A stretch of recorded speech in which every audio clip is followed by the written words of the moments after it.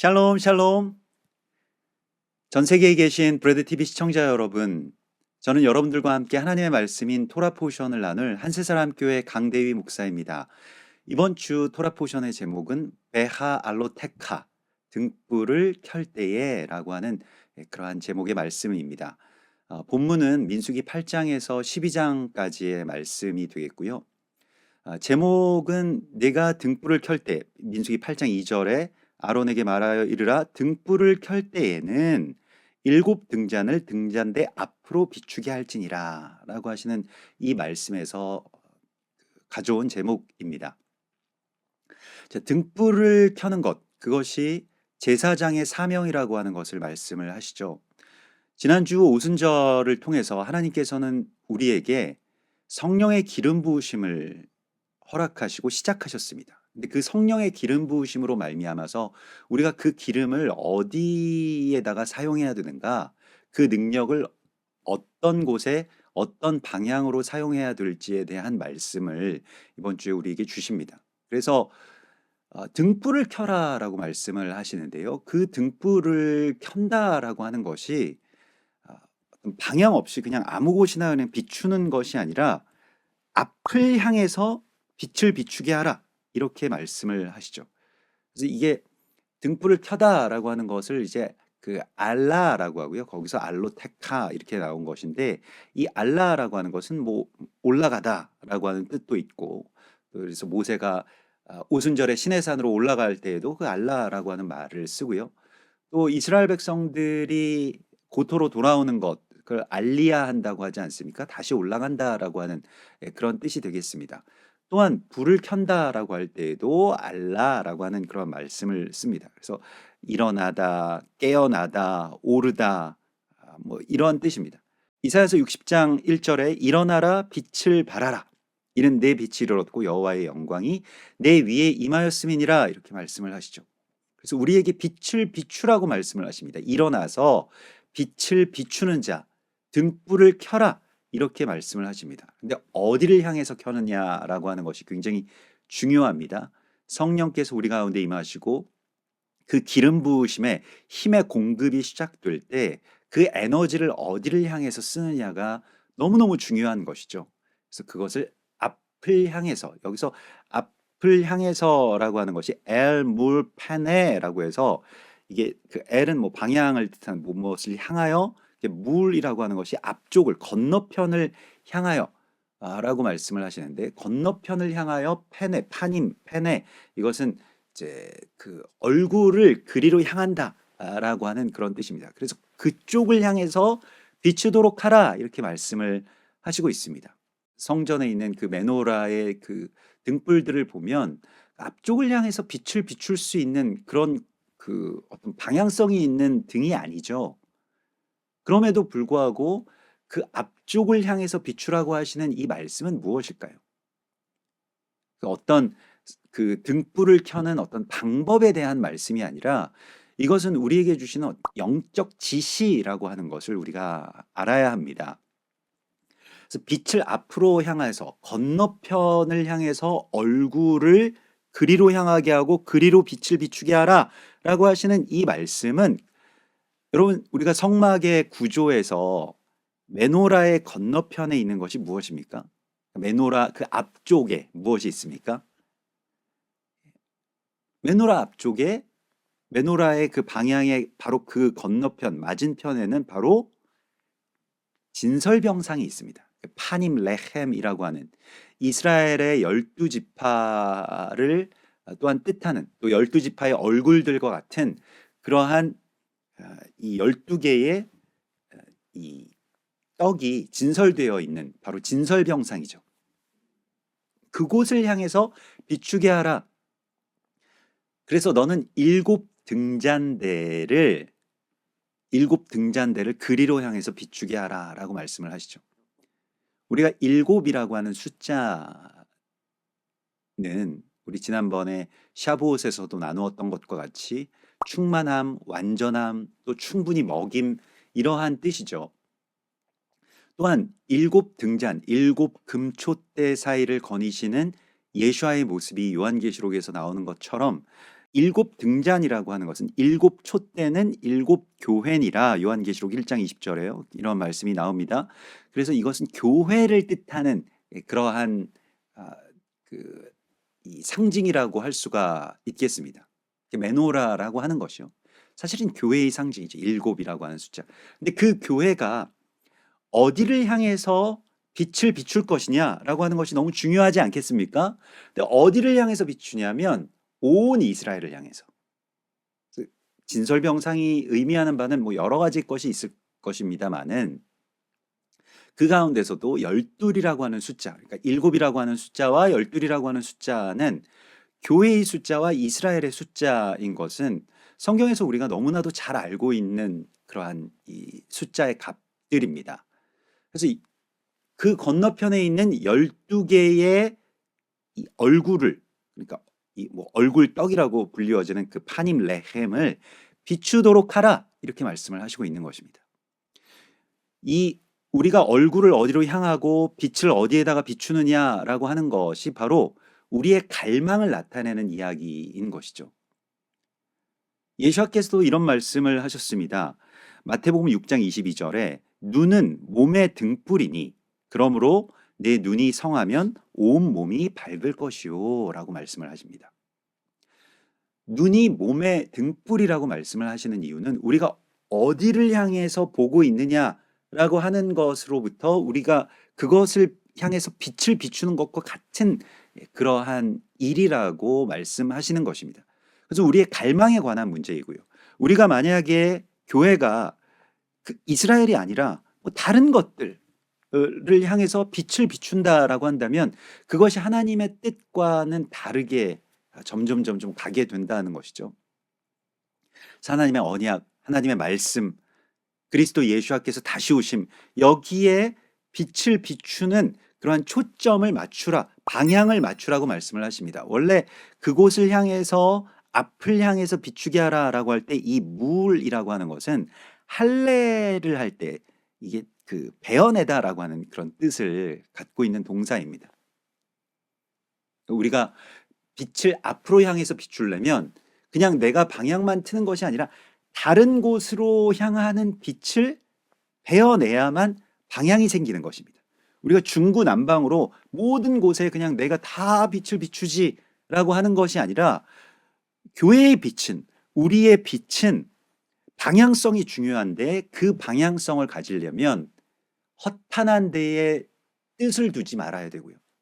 또 잘못된 것을 바라지 말아야 된다라고 하는 것입니다. 그래서 우리가 이 다른 갈망, 이거 하나님의 갈망과 일치되는 그 방향으로만 갈망과 소망을 품을 수 있도록 다른 곳을 향한 어떤 우리의 욕망이나 탐욕, 갈망 이런 것들을 베어내는 것이 바로 빛을 앞으로 비추라.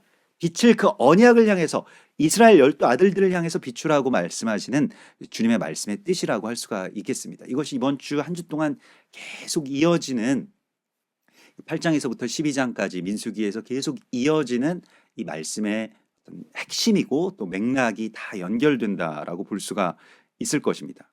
그러면서 오늘 민수기 8장 4절에 보면 메노라의 제작법에 대하여서 말씀을 하시는데요. 이 등잔대의 제작법은 이러하니 곧 금을 쳐서 만든 것인데 밑판에서부터 그 꽃까지 쳐서 만든 것이라. 그래서 모세에게 보이신 양식을 따라 이 등잔대를 만들었더라. 중요한 것은 메노라의 제작법, 그러니까 그 등잔대를 만드는 것, 교회를 세우고 교회를 이루어가는 것에 있어서 어떻게 만들라고 말씀을 하시냐면 믹샤, 이 믹샤라고 하는 것은 쳐서 만들라 이렇게 말씀을 하십니다. 그 친다라고 하는 것이 두 가지의 의미를 갖는다고 할 수가 있겠는데요. 한 가지는 이제 망치로 친다라고 하는 것이 무슨 뜻을 갖고 있습니까? 망치로 친다라고 하는 것은 결국엔 어떤 고난 또 십자가의 그런 그 영광을 위한 어떤 교회가 받는 고난을 뜻할 것입니다. 또 다른 그 두 번째의 뜻은 이 믹샤라고 하는 원래 한 덩어리로 이루어진 것을 쳐서 만들라는 것입니다. 그러니까 뭐 여기저기 어떤 그 흩어져 있는 것을 이렇게 가져다가 합치는 것이라기보다는 원래 하나가 된 것을 이제 그렇게 쳐서 만들라. 다 연결되어 있다는 이런 연결성, 그 가지의 연결성에 초점이 맞춰져 있는 것이 바로 메노라라고 할 수가 있겠습니다. 그래서 메노라는 그 교회의 상징이고요. 또 교회가 하나됨, 그리스도 예수와 연결되고 지체가 되고 온 몸이 머리로 말미암아서 공급함을 받아서 빛을 비추는 그러한 이 연합의 상징이 바로 교회, 뭐 그 교회라고 하는 이름에도 congregation이라고 하는 뭐 카할 뭐 이런 모든 이름에도 결국에는 이 부르셔서 하나 되게 하시는, 또 서로 연결되어 있는 이 지체의 연합, 또 연합의 회복, 이것이 초점이 맞춰져 있는 그러한 뜻이라고 할 수가 있겠습니다. 그래서 전에 멀리 있던 외인이 이제 연합해서 하나가 되는 바로 그 이야기가 이 메노라의 이야기인 것이죠. 그리고 이것이 교회의 사명임을 주께서 말씀을 하시고 있습니다.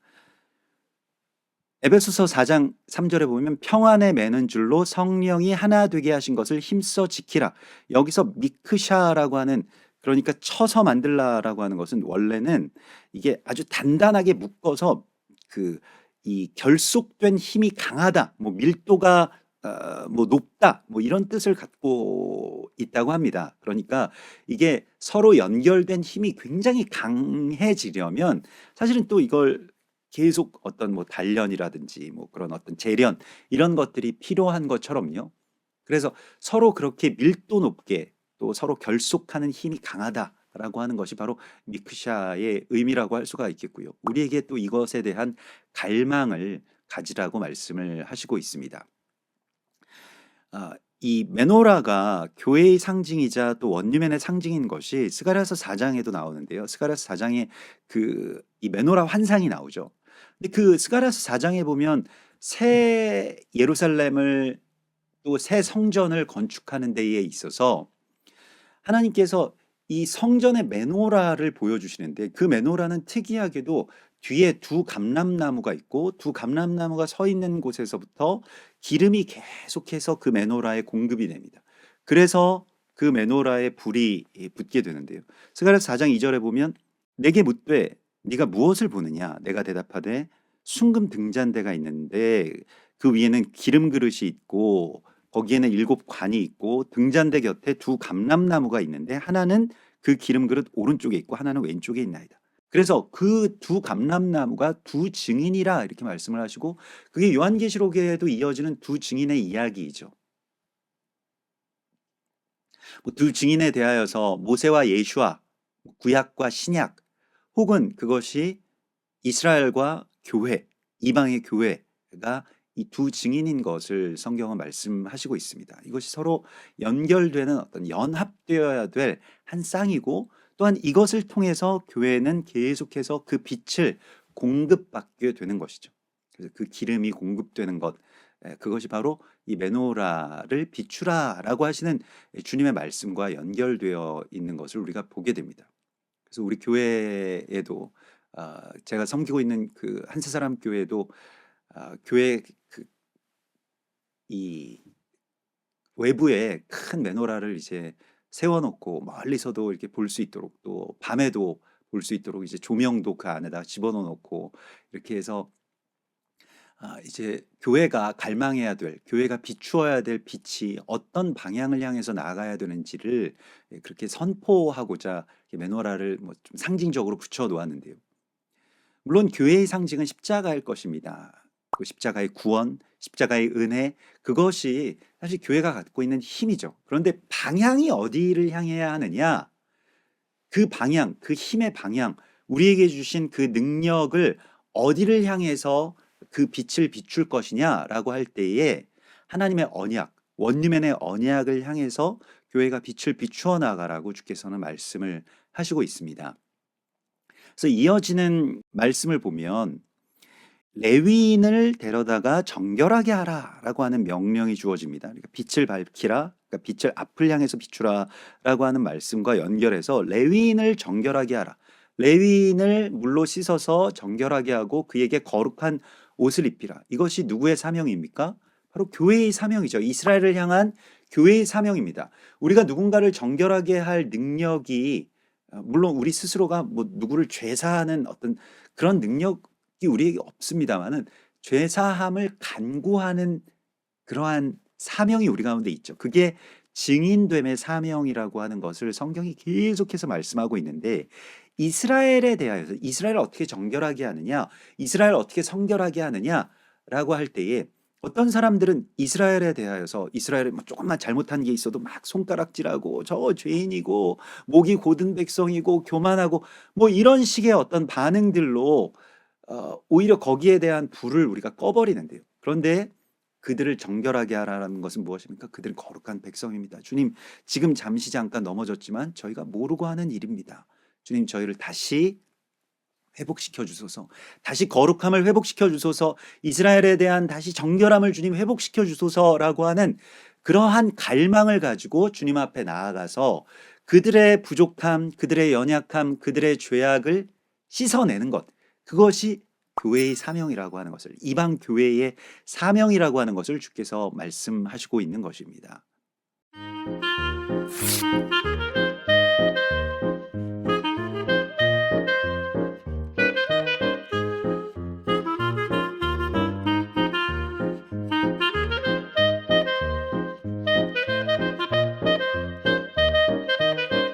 에베소서 그 5장에 보면 이 물로 씻는다라고 하는 이 행위가 남편이 아내를 사랑하는 것이 그리스도께서 교회를 사랑하심과 같은 것이고, 이는 곧 물로 씻어 말씀으로 깨끗하게 하사 거룩하게 하시고 자기 앞에 영광스러운 교회로 세우신 것 같이, 그래서 티나 주름 잡힌 것이나 이런 것들이 없이 거룩하고 흠이 없게 하려 하심이라. 여러분, 예수께서 어떤 말씀을 하셨냐면, 누군가에게 어떤 그런 그 작은 티끌이 크게 보인다라고 한다면 내 눈에 있는 들보를 빼어라 라고 말씀하시죠. 내 눈에 있는 들보를 빼고서야 그에게 있는 어떤 티에 대하여서 너희가 이야기할 수 있다라고 말씀을 하시죠.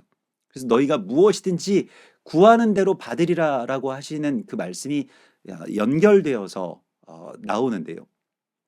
우리에게 무엇을 구하라고 말씀을 하시는 것입니까? 형제의 그 티를 보는 눈 대신에 나의 들보를 생각하면서 형제의 죄를 상대적으로, 주님, 저 사람들은 우리보다 의인입니다 라고 하는 것을 선포하는 자들이 되라고 말씀을 하시고 있는 것입니다. 그것이 물로 씻는 것과 같은 의미라고 할 수가 있겠죠.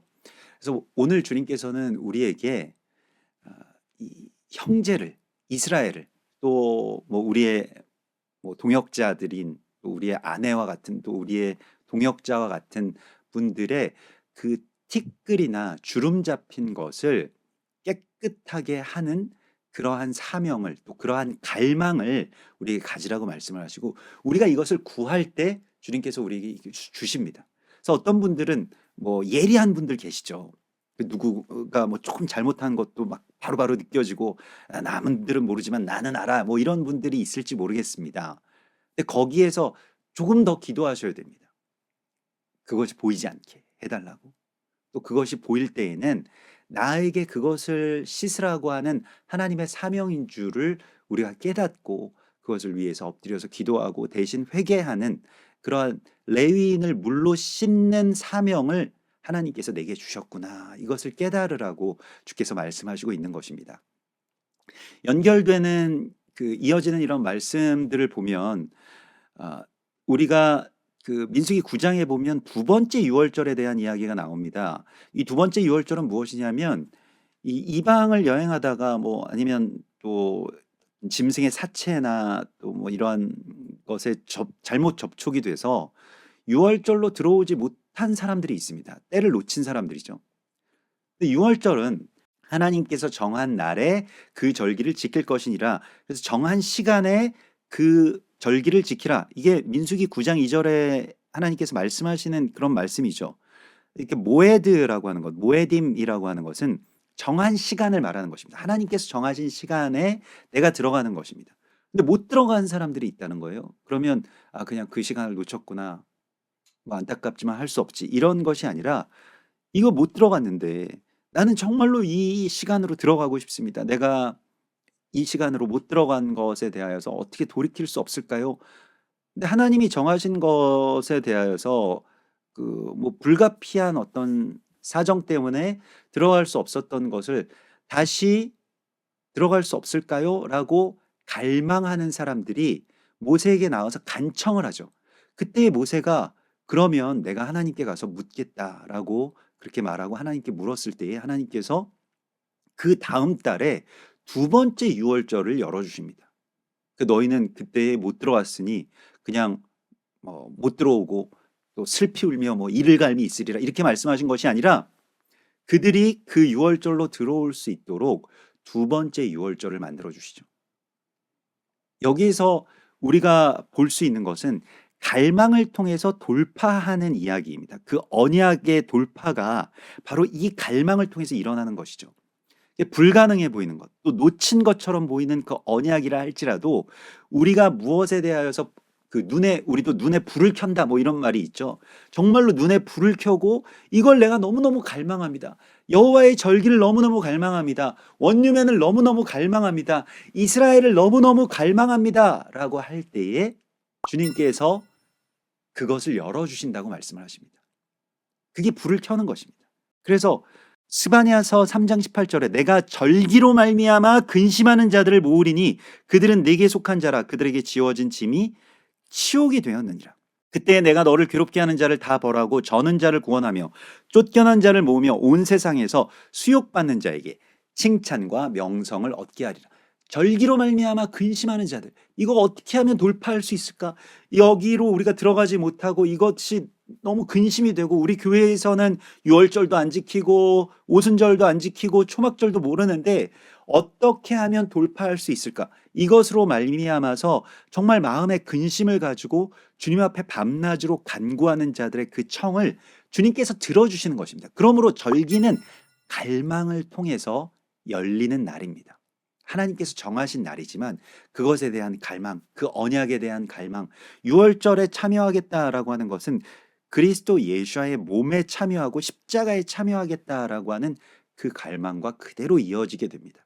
그래서 이를 행하여 나를 기념하라 라고 하시는 그런 이 누가복음 22장 19절의 말씀처럼 유월절이라고 하는 것이 우리가 유월절에 들어간다라고 하는 것은 그리스도 예수와의 몸과 그 언약에 우리가 일부가 되고 연결되는 것에 대한 갈망을 품으라고 말씀을 하시는 것입니다.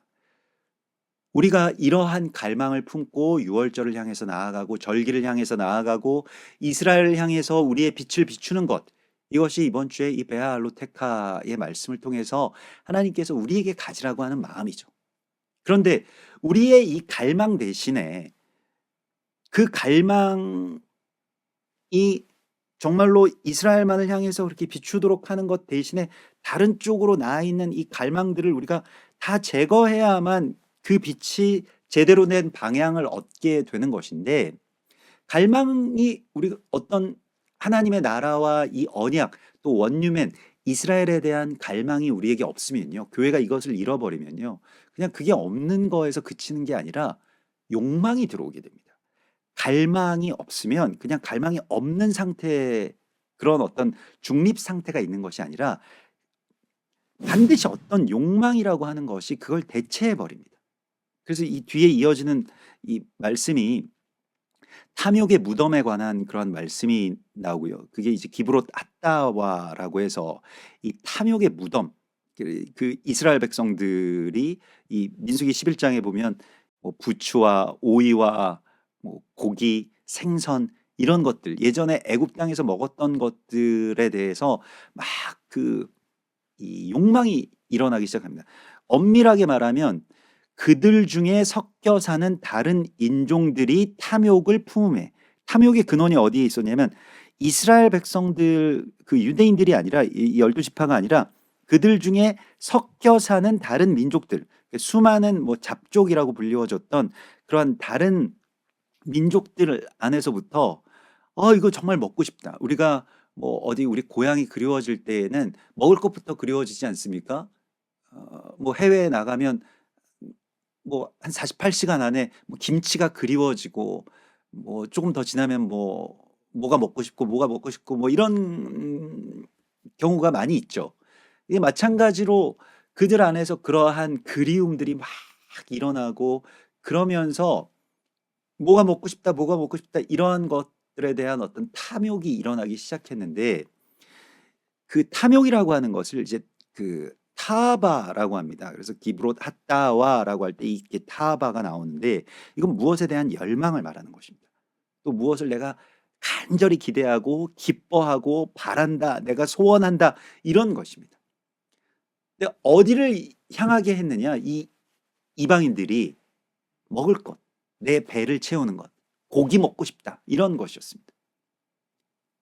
그래서 이 탐욕이 왜 무섭냐면요. 그냥 탐욕 자체가 무서운 것이 아니라 탐욕이 항상 무엇을 낳게 됩니다. 그러니까 탐욕이 채워지지 않으면 그냥 탐욕이 채워지지 않았구나 이런 것이 아니라 꼭 자기 연민과 또 상대방에 대한 분노를 낳게 됩니다. 이게 탐욕이고요. 그래서 결국 연합을 깨뜨리게 되죠. 반유대주의라고 하는 것은요, 그냥 이스라엘을 미워하는 마음이 갑자기 뚱딴지처럼 생긴 게 아니라 다 욕망 때문에 생깁니다. 내 배가 채워져야 되는데 내 배는 채워지지 않고 이스라엘 사람들만 피둥피둥 살찌고 있구나. 이런 것들이 이 유럽 사회, 뭐 독일이든 영국이든 네덜란드든 스페인이든 그런 곳들에서 계속 그런 생각들, 그 탐욕이 갈망보다 하나님의 나라에 대한 언약과 소망보다 더 커졌을 때에 어떤 일들이 일어나는지를 우리가 잘 알고 있습니다. 그래서 그 탐욕이 막 끌어오를 때에 이제 뭐 난리가 납니다. 그러면서 백성들이 계속 원망하기 시작하고 울기 시작하고요. 고기 달라고 이제 우는 거예요. 우리 왜 맨날 광야에서 이 만나만 먹느냐? 만나 이거 뭐냐? 만나라고 하는 말 자체가 이거 뭐냐라고 하는 뜻도 있거든요. 예. 그래서 그 만나 이거 먹어도 그 고기 맛을 잊지 못해가지고 우리가 먹었던 그 고기 그거 먹고 싶다고 막 백성들 울기 시작하니까 모세가 이제 막 넌덜머리가 나게 됩니다. 11장 11절에 보면 모세가 여호와께 여짜오되 주께서 종을 괴롭게 하시나이까 어찌하여 내가 주의 목전에서 은혜를 입게 아니하시고 이 모든 백성을 내게 맡기사 내가 그 짐을 지게 하시나이까. 이 모든 백성이라고 하는 것은 이스라엘 백성들 외에 그 이방인들 이렇게 울기 시작하고 이방인들에게서부터 이 탐욕이 시작되니까 내가 그 사람 낳았습니까? 우리 민족입니까? 이 사람들까지 내가 다 어떻게 끌어안습니까? 라고 하면서 자기 연민이 시작되죠. 그 사람들 그냥 버립시다. 뭐 이런 것입니다. 이 모든 백성을 내가 배웠나이까. 내가 이 사람들을 양육하고 또 우리 조상들에게 맹세하신 땅으로 이 사람들이랑 다 같이 들어가는 거 맞습니까? 이 원유맨의 언약이 맞습니까? 우리가 원유맨의 사역을 하다 보면 뭐 그 여러분들도 많이 아실 것입니다만은 이게 자기 연민이 찾아올 때가 있어요. 이게 막 공격도 많고 또 결핍도 있고 이러니까요. 또 갈망이 조금만 방향을 잃어버리게 되면 곧바로 연민이 됩니다. 그래서 이러한 일들이 있죠. 근데 그때에 하나님의 이 해결 방법이 무엇이었습니까? 백성들 가운데서 내가 이 70명의 장로들을 데리고 와라. 70명의 장로들을 데리고 와서 세워라. 70이라고 하는 숫자가 아까 전에 우리가 7이라고 하는 숫자가 무엇이었습니까? 이방과 교회의 숫자죠. 70이라고 하는 숫자는 성경에서 공이 쓰이는 열방의 숫자입니다. 그래서 그 70명의 장로들을 세우라고 말씀을 하시면서 내가 너에게 준 것처럼 그들에게도 나의 영을 부어줄 것이다. 그래서 갑자기 이 탐욕의 무덤의 사건과 연결돼서 막 백성들은 울고 있고 막 이방인들 울고 있고 모세는 이 사람들 지긋지긋하다라고 이야기를 하고 막 분열이 시작될 그 무렵에 한 성령을 부어주시는 그런 역사가 일어납니다. 그래서 70명의 장로들이 막 예언을 하고 방언을 하고 뭐 엘닷과 메닷이라는 사람은 계속해서 예언하고 예언이 그치지 않고 막 이렇게 성령께서 임하셔서 성령의 감동이 되기 시작하는 그런 역사가 일어나죠. 그래서 우리가 이게 뭐 어찌 보면 도전과 응전 이런 것이 계속 대적과 하나님의 나라와 하나님의 군대 사이에 벌어지는 그러한 전쟁인데 하나님께서는 이것을 이런 분열과 연민과 분노와 그런 그 서로 흩어짐에 대한 어떤 그런 미혹에서 우리를 다시 하나 되게 하시기 위해서 성령을 부어 주십니다. 그래서 하나님의 영이 구름 가운데서 70 장로들에게도 임하게 하셔서 그들이 하나님의 영이 임하신 때에 예언을 하기 시작했다라고 되어 있습니다. 이게 성령이 임하셔서 마가의 다락방에서 120명의 성도들이 70 나라의 말로, 예? 그렇게 이방의 언어로 기도하고 복음을 전하기 시작하는 그러한 부흥이 일어난 것과 연결되는 이야기라고 할 수가 있을 것입니다. 성령이 임하실 때에 연합에 그런 큰 기름 부으심이 있게 되는 것이고, 이제 비로소 빛이, 성전의 빛이 이제 밝혀지게 되고 제대로 된 그 빛을 이제 켜게 되는 것이라고 하는 것을 하나님이 말씀을 하시고 있습니다. 그래서 이어지는 이 연결된 말씀이 민수기 12장에 나오는, 민수기 12장에 모세가 구스 여인을 처로 맞이한 일에 대하여서, 모세는 뭐 그 이전에 십보라라고 하는 그 미디안 제사장 이드로의 그 딸이 이제 모세의 아내죠. 그런데 또 이런 와중에 이렇게 막 난리가 나고 뭐 여러 가지 어떤 어려움들이 있을 때에 그 수많은 잡족 가운데의 한 사람인, 그리고 누가 봐도 이방인이라고 보이는 구스 여인, 구스는 이디오피아계 사람들을 말합니다. 그러니까 좀 피부도 거무잡잡하고 흑인이죠. 근데 그러한 여인을 자기 아내로 삼았어요. 그때 뭐 백성들도 뭐 수근수근 했겠지만 모세의 누이가 이제 팔을 걷고 나서죠. 이건 잘못됐다. 그래서 좀 시누이 노릇 한번 해보겠다. 뭐 이러한 어떤 이제 제스처를 취할 때에 하나님께서 그를 부르셔서 책망하시는 장면으로 이번 주에 말씀이 맞춰지게 됩니다. 모세가 구스 여인을 취했다라고 하는 것은 자기의 욕망으로 취한 것이 아닙니다. 자기의 갈망의 방향이 어디를 향해야 되는지에 대한 하나님의 말씀과 언약에 대한 순복이었던 것을 우리가 보게 됩니다. 그래서 너희가 나의 종 모세를 비방하는 것에 대하여서 두려워하지 아니하느냐라고 말씀을 하시면서, 모세는 나와 대면하여서 아는 자고 나의 음성을 직접 듣는 자다라고 말씀을 하시면서 이 원유맨의 언약의 비밀이 그들 가운데 다 몰랐지만, 그러나 이것에 대하여서 먼저 비방하고 나섰던 모세의 누이인 미리암에게, 미리암도 여선지자고 예언자임에도 불구하고 이 언약의 구조를 다 알 수는 없었죠. 근데 그 비방하는 것에 대해서 이걸 먼저 제거하라고 주께서 말씀을 하시고 있는 것입니다. 그래서 나병이 걸린다, 우리가 나병에 대하여서 레위기에서 늘 나누었던 것과 같이 이것은 분열의 질병이고요. 자기 지체를 자기 지체로 인정하지 않는 질병이죠. 그러니까 왜 이방 여자와 결혼했느냐?